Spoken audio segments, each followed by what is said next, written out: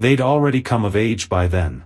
A few years down the line, Paula had a baby girl. We were still young, hot-headed, and stubborn, clashing over the smallest things and rarely meeting each other halfway. Before long, my wife turned into a constant complainer. Nothing was ever right, and she always had something to gripe about. I tried to tune it out, let it roll off my back, but eventually, I just started staying away from home more and more.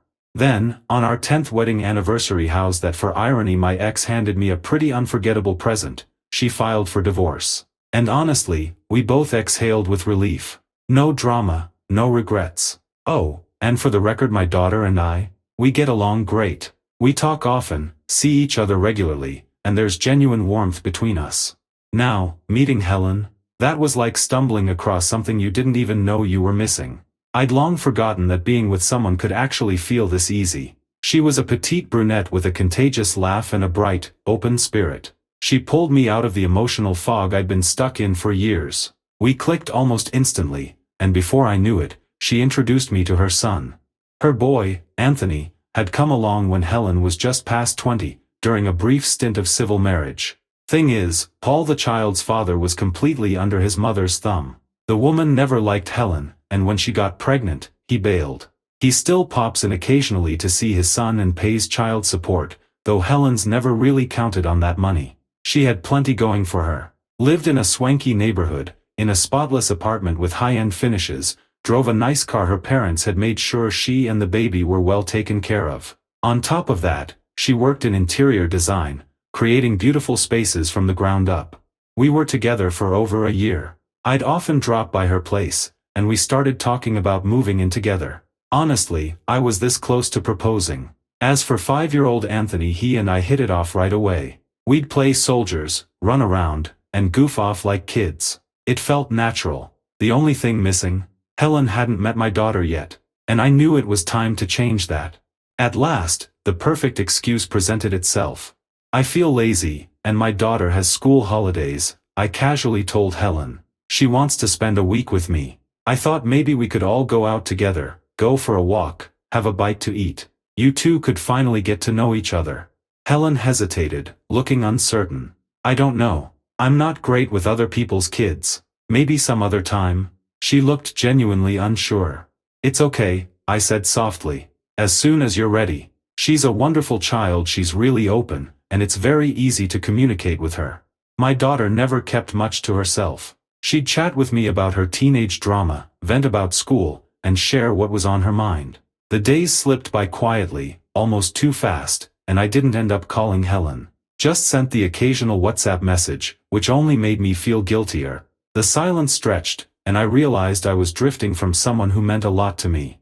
So when Paula asked to visit her grandmother, I figured I'd take the chance. Dropped her off, grabbed a bouquet and a box of pastries, then headed over to Helen's place. I buzzed the intercom. Someone let me in right away, so I figured Helen had seen my car pull into the lot. But the moment I stepped into the hallway, I came face to face with a man I didn't recognize.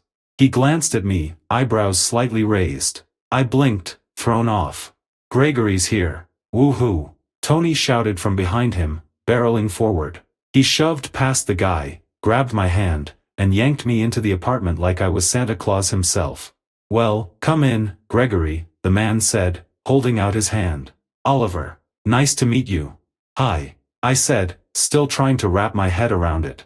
Dad, Gregory, come on, let's go play. Tony chirped, tugging on both of us, all energy and excitement. We humored him for a bit, roughhousing and playing along, before turning on some cartoons to buy ourselves a few minutes of adult conversation. In the kitchen, over coffee, I started getting answers to questions I didn't even know I had, learning more about Helen than I ever expected. Helen and Oliver met when Oliver was in town on a business trip for his company. Young, quick-witted and brave, Helen made an indelible impression on him almost instantly. Their whirlwind romance took him by surprise. Therefore, when Helen informed him that she was pregnant, he was confused. He had no intention of abandoning his wife, the woman with whom he had spent his entire life, growing up with 2 daughters side by side. Still, Helen made her choice. She decided to keep the baby. In return, Oliver vowed to support her. He bought her a sleek apartment and a decent car, settling her into a comfortable life. I couldn't keep her close, he admitted with a shrug. If Helen had told me she was planning to marry someone, I'd have stepped aside. I'd still take care of my son, nothing would change that.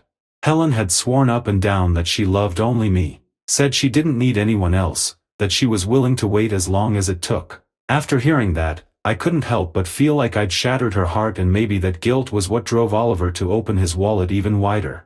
Yeah, well, he mumbled, looking slightly embarrassed as he nodded. Just then, the doorbell rang. Tony dashed off to answer it, and seconds later, Helen walked in, her arms weighed down with high-end shopping bags from designer stores. She was glowing with excitement until her eyes landed on me. Her smile faltered. I had a pretty successful shopping spree, she chirped, trying to play it off. But I was already on my feet. I didn't say a word, I just walked out. For a long while after, I wrestled with it, trying to make sense of everything. Part of me wanted to let her off the hook, to believe there was some reason she'd kept the truth from me. Maybe she was unsure of how I felt, or maybe she didn't want to scare me off. But after I cooled down and looked at things more soberly, the truth hit me in my heart. It had never really touched me. She just didn't want to lose her generous daddy. She even changed his name and legend. The scene inside the apartment told me everything I needed to know. Candles flickering on the table, an empty bottle of champagne, sheets twisted on the bed. It was obvious their reunion hadn't been just a friendly catch-up. Clearly, Helen wasn't planning to part ways with her old flame anytime soon. And then, about a month later, I got a phone call that sealed it all. Hey, Helen's voice was soft, hesitant. How've you been? Hello, I answered coolly. That's good. I'm happy for you, she said with a sigh. But honestly, I'm a mess. I really thought we were building something real, a proper family. A father figure. Tony needs that so much. And you just vanished. No explanation, nothing. Anthony misses you. And so do I. I paused, then replied flatly, tell your son I said hi. I wasn't interested in dragging this out. I already knew the truth. She'd simply wanted to keep one foot in both worlds. One hand in the heart, the other in the wallet. That's it? She suddenly shrieked. The sweet, sorrowful act dropped like a stone. Her true face emerged, bitter, furious. You're just walking away from a single mom? Going on with your life like nothing happened? Thanks to you, Oliver slashed my support in half. Now he only buys what Tony asks for instead of handing over cash. And guess what, I've had to get a job. I didn't respond. I saw no point. The conversation had turned toxic, and I wasn't going to sink with it. What really stung was the loss of what could have been. She destroyed something tender and genuine with her own hands because of greed, because of deception. I could have loved her. I could have raised that boy like he was mine. But the truth always surfaces, no matter how deeply it's buried. And love built on lies? That was never going to stand.